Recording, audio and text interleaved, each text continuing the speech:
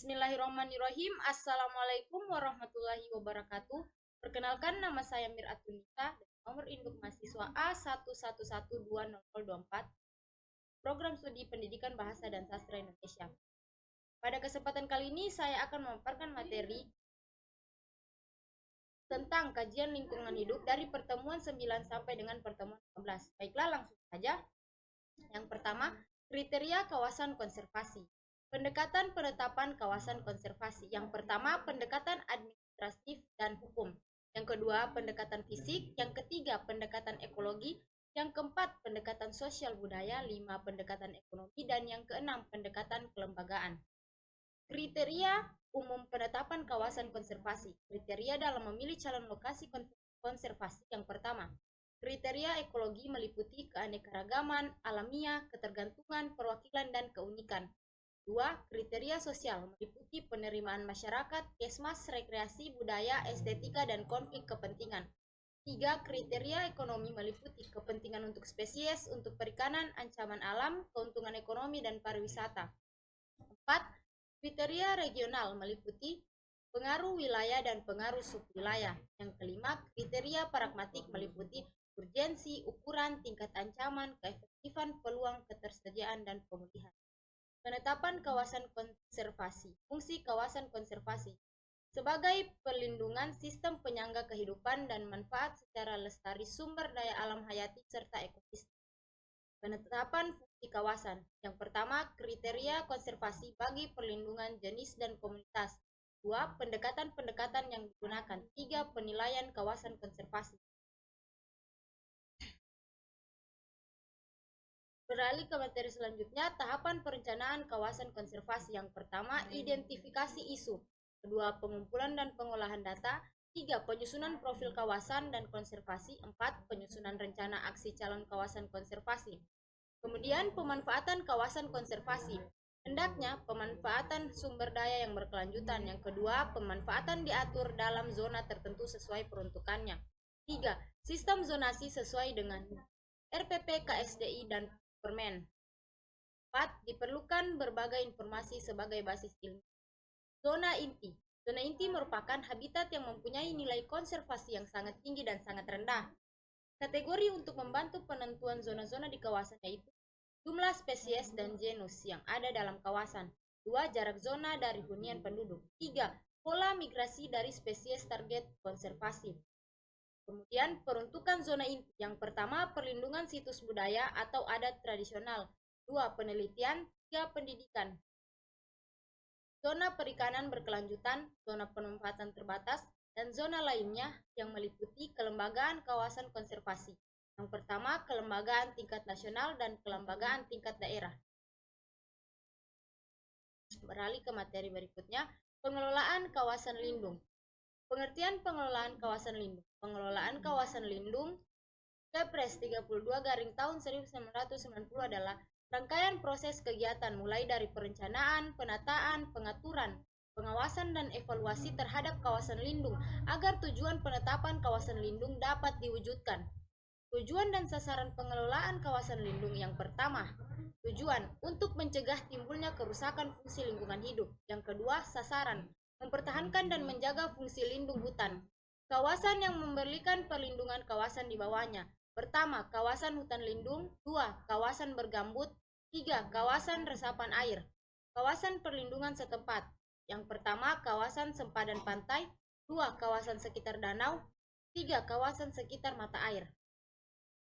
Kawasan suaka alam dan cagar budaya. Yang pertama, kawasan suaka alam. 2. Kawasan cagar alam. 3. Kawasan suaka marga satwa dan hutan wisata. Kawasan perlindungan plasma, nutfa, dan pengungsian satwa. 5. Kawasan suaka alam laut dan perairan lainnya. 6. Kawasan pantai berhutan bakau. 7. Taman nasional, taman hutan raya, dan taman wisata alam. 8. Kawasan cagar budaya dan ilmu pengetahuan. Kawasan rawan bencana alam. Yang pertama, perlindungan terhadap kawasan rawan bencana alam. Kedua, kriteria kawasan bencana alam adalah kawasan yang diidentifikasi sering dan berpotensi tinggi mengalami bencana alam. Kemudian beralih ke materi berikutnya, pengelolaan sumber daya alam dan pembangunan berkelanjutan. 1. Lingkungan hidup. environment. Kesatuan ruang dengan semua benda, daya, keadaan, dan makhluk hidup, termasuk manusia dan perilakunya, yang mempengaruhi kelangsungan perilaku disiplin dan kesejahteraan manusia serta makhluk hidup lainnya. UU nomor 32 tahun 2009. 2. Sumber daya alam, natural resource. Segala unsur lingkungan, biotik maupun abiotik yang bermanfaat dan digunakan oleh manusia untuk memenuhi kebutuhan dan keinginannya, baik kebutuhan primer yang bersifat lahiriah atau kebutuhan sekunder yang bersifat batiniah, maupun kebutuhan tersier dan seterusnya yang lebih bersifat hobi atau pengembangan bakat. 3. Klasifikasi SDA berdasarkan sifatnya. Pertama, tidak dapat diperbaharui dan dapat diperbarui. 4. Prinsip ekosistem. Yang pertama, adanya keanekaragaman. 2. Adanya harmonisasi dan stabilitas. 3. Adanya manfaat dan produktivitas. 5. Prinsip pengelolaan lingkungan adalah pencegahan dan penanggulangan terhadap penurunan dan kerusakan kualitas lingkungan. 6. Aspek pengelolaan lingkungan dan perlindungan ekosistem. Yang pertama, kebijakan penataan. Yang kedua, pemanfaatan. 3. Pengembangan. 7. Komponen lingkungan terdiri atas 1. Fisik kimia. 2. Biologi. 3. Sosekbud dan Keslingmas. 8. Pembangunan. Dan yang ke-9, pembangunan berkelanjutan. Prinsip pembangunan berkelanjutan. Yang pertama, pembangunan harus memenuhi kebutuhan masa kini tanpa mengorbankan hak pemenuhan kebutuhan generasi yang akan datang. Berikutnya, pembangunan harus tetap memperhatikan ekosistem yang ada, sesuai dengan kemampuan daya dukungnya, sehingga tetap terjaga dan kualitas lingkungan tidak mengalami penurunan. Kemudian, kebijakan pengelolaan lingkungan hidup di Indonesia. Yang pertama, Good Environmental Governance. Yang pertama, lembaga justisi yang meliputi pengadilan, kejaksaan, polisi yang kredibel dan adil. Kemudian, birokrasi pemerintah yang profesional dan bersih. Berikutnya, Dewan Perwakilan Rakyat yang kredibel dan aspiratif. Dan yang terakhir, masyarakat madani yang tangguh. 2. Kebijakan lingkungan. Yang pertama, kebijakan bensin bebas timbal. 2. Kebijakan desentralisasi pengelolaan LH. Yang ketiga, kebijakan pengendalian kerusakan lingkungan. Upaya-upaya penegakan hukum lingkungan merupakan upaya untuk mencapai ketaatan terhadap peraturan dan persyaratan dalam ketentuan hukum yang berlaku secara umum dan individual, melalui pengawasan dan penerapan sanksi administratif, kepidanaan, dan keperdataan. Berikutnya, pengaruh lingkungan terhadap kesehatan. Kesehatan lingkungan merujuk pada karakteristik kondisi lingkungan yang dapat mengganggu kesehatan, terutama aspek gaya hidup, miras, rokok, narkoba, makanan berlemak, dan sebagainya. Bahan toksis, mikroorganisme patogen, logam berat, B3, dan sebagainya. Bahaya fisik kebisingan, sinar ultraviolet, debu di udara, keadaan lainnya kondisi tropis. Ada kebiasaan yang tidak sejalan dengan konsep kesehatan dan lain-lain. Tingkat perhatian kesehatan lingkungan. Survival, pengendalian wabah utama dan pengendalian minimal sanitasi makanan dan minuman. Control of disease and injury, pengendalian penyakit endemis, gizi dan luka. Efficiency performance, diet yang bagus, pemeliharaan lingkungan, comfort, kepuasan lingkungan, estetika dan kenyamanan hidup. Kemudian human survival, kelangsungan hidup spesies manusia. Berikutnya ekosistem. Ekosistem adalah tatanan segenap komponen lingkungan yang merupakan kesatuan yang utuh, menyeluruh, yang saling berinteraksi membentuk keseimbangan yang stabil dan dinamis.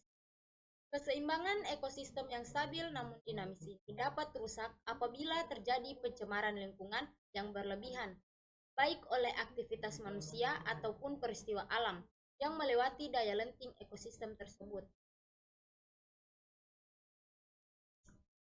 Berikutnya, rantai kesehatan lingkungan. Pengertian kesehatan lingkungan. Kesehatan lingkungan mempelajari hubungan timbal balik antara manusia dengan lingkungan yang mempengaruhi derajat kesehatan masyarakat. WHO. Kesehatan lingkungan adalah ilmu dan keterampilan yang memusatkan perhatian pada usaha pengendalian faktor fisik di lingkungan manusia yang diperkirakan merugikan perkembangan fisik, kesehatan ataupun kelangsungan hidup manusia. Sumber emisi masuk ke lingkungan pajanan, THD, manusia, dosis internal, dosis target organ, dosis efektif biologi. kerusakan fungsi dan efek ruang lingkup kesehatan lingkungan. Yang pertama, penyediaan air. Kedua, pengelolaan limbah. Tiga, sanitasi makanan. Empat, sanitasi pemukiman dan tempat-tempat umum. Yang kelima, pencemaran lingkungan. Enam, pengendalian vektor, binatang pengganggu dan roden atau tikus. Terakhir, keselamatan dan kesejahteraan. Kemudian konsep sakit, disease atau penyakit. Gangguan fungsi fisiologis dari suatu organisme sebagai akibat terjadi infeksi atau tekanan dari lingkungan. Konsep patologi. Illness atau sakit, penilaian individu terhadap pengalaman penderita suatu penyakit atau konsep kebudayaan. Dalam Undang-Undang Nomor 9 Tahun 1960 tentang pokok-pokok kesehatan dalam bab 1 pasal 2 dinyatakan bahwa kesehatan adalah meliputi kesehatan badan atau somatik, rohani, jiwa, dan sosial, bukan hanya keadaan yang bebas dari penyakit, cacat, dan kelemahan.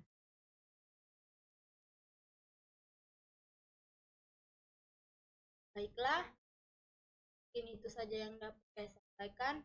Semoga bermanfaat. Lebih dan kurang saya mohon maaf. Billahi. Ya, assalamualaikum warahmatullahi wabarakatuh.